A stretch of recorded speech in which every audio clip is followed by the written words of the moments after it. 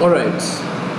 I would like to take this opportunity to thank my year 11 students, the 2016 class, for doing averagely very well in your paper 1 that you had to sit last week. Although there are some of you who have still not been so much well with the elements of paper 1. Like I told you, paper 1, or the whole business studies spectrum of papers and syllabus, depends on 3 concepts. Concept 1 is the knowledge. Concept 2, tests, analysis and evaluation. Concept 3, tests, application.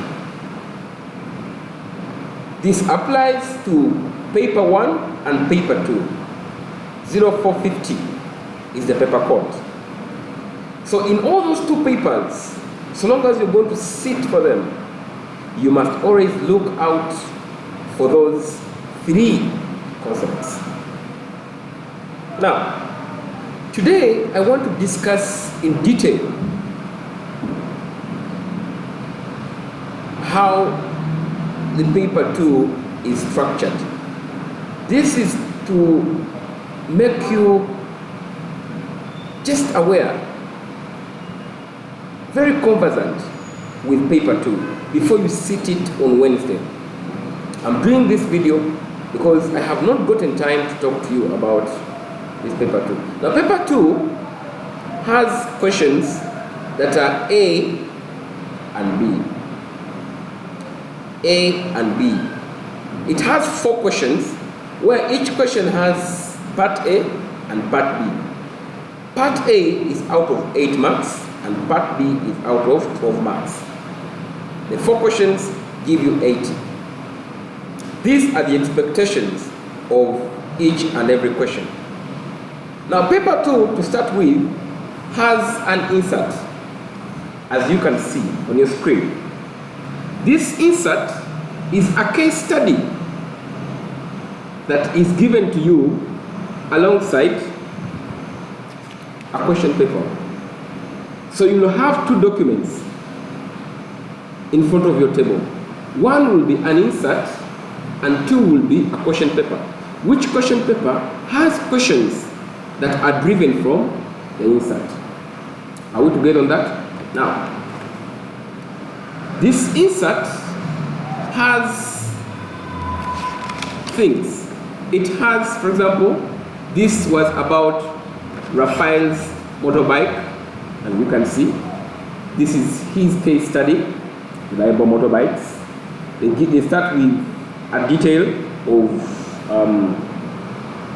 of all the theory that you must expect in a paper. Just talking about the business briefly, in just a few lines as you can see them. Now, after that, it has appendices. Appendix 1, they might give you financial information or something that they will feel fit, but this is also all part of the case study. It will also have appendix 3, as you can see it below there. Up is appendix 1, and then 2 down there is appendix 3. Then you will still have, it ends on appendix 3. So there will always be 3 appendices. One about just the general business information, as you can see it there. Then appendix 2 will be about some financial data, as you may see reliable. And then appendix 3 will be still some information. Now, one thing I would like to assure you that you don't know, the application marks in the paper come from every section of the insert. Because some of you think that if, for example, a question is asked and it comes from this first part of the case study, the only application comes from this area here. You can still refer to information that is in appendix 1, much as the question comes from the first part of the insert. you can still refer to information that is in appendix 3 in your application.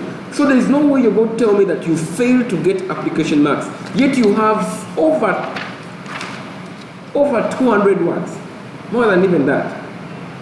300 words. You can't fail to get application marks, for God's sake.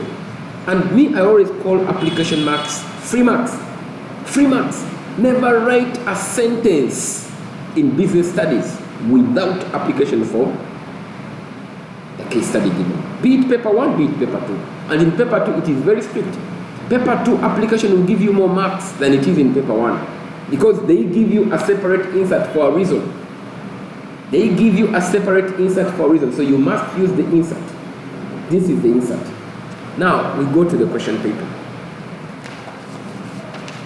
The question paper is structured in this format. Yeah? From the case study. Like, for example, that question there.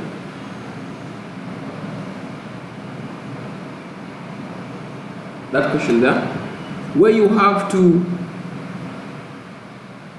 BMC has higher profits as a business aim. Identify and explain 2 other aims BMC might have for a business. So you must know aims of a business.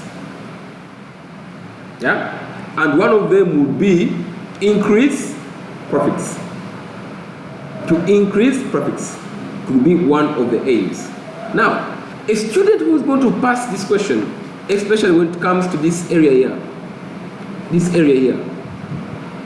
the one we call explanation, is somebody who is, because the question asks for identify and explain 2 other aims. So your role is to identify, then explain the aim.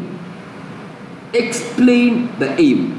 So you're going to explain how profits is an aim for the business. You need to get marks. How profits can be an aim for a business. Now, if you want to get an extra mark, you're going to give us the advantages of making profits your aim if you are a business. So the advantages of profits being an aim for BMC. First, we say you first answer the question by explaining how profits are an aim to BMC. Then the advantage to BMC of making profits one of its aims. I hope I'm clear. Yeah, I hope I'm clear on that. So, for this question, because they want only 2, as stated in the question, 2 of them.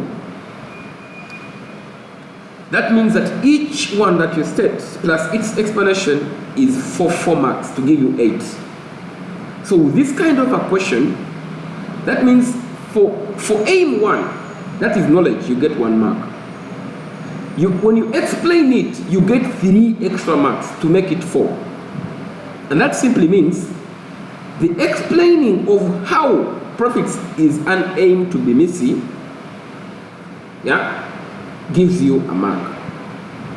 Then explaining the advantage of profits being an aim to BMC, gives you a mark. Rather, it gives you a mark. Gives you a mark. So that means that the other explanation of the advantage of that aim to BMC is the application. They will call it an application, and they will give you that mark as an application. Then any other application will give you another mark. So that means that in the explanation, you must have a tick for the explanation and 2 applications for you to get 4 marks per point given. Together. So if you've not given the advantage of the profit being an aim to BMC, then you must struggle and get 2 applications. 2 applications, and you put them in the explanation. So like I showed you the insert. The insert has so many words. You cannot fail to link any of those words, for God's sake, to the case study. You put them in the explanation and you get 2 extra marks. So I call those free marks. Free Actually, there are free 4 marks in the whole question. Free 4 marks. Of course, you don't get them when you fail it. Don't you think you just write wrong answer and then you just write application and then you get the marks? You only get those marks if at all you apply. Yeah. So now I'm going to show you another kind of a question. Because part A questions, now like this is also part A question.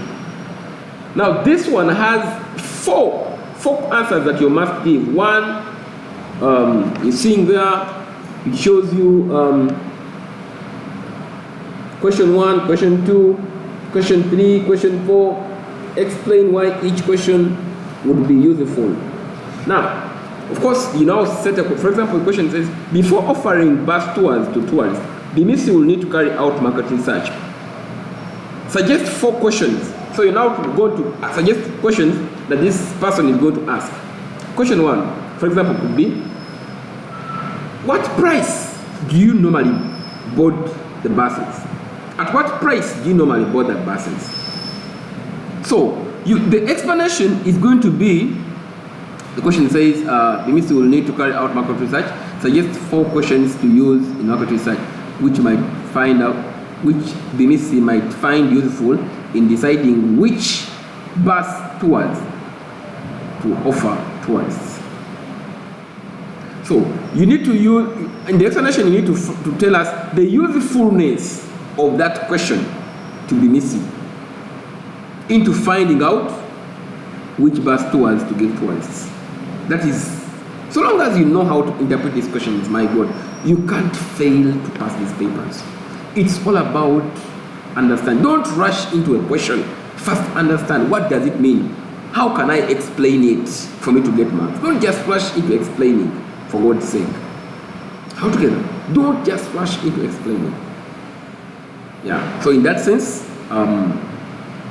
you will give a question, then explain why that question will be able to help to lead this person into finding out the information. Now there you don't need applications, because each one, there are 4, that means each is 2. Mark a point for question, point for explanation. Point for question, point for explanation. Point for question, but only for the right explanation, not every explanation. Only that explanation that shows how the use of that question will help this gentleman find out the information about the bus tours. I'm only hoping I'm loud and clear. So that is section A of those questions. Now, like I told you, section A will have the one where you have to give 2, and then there's also where you have to give like 4.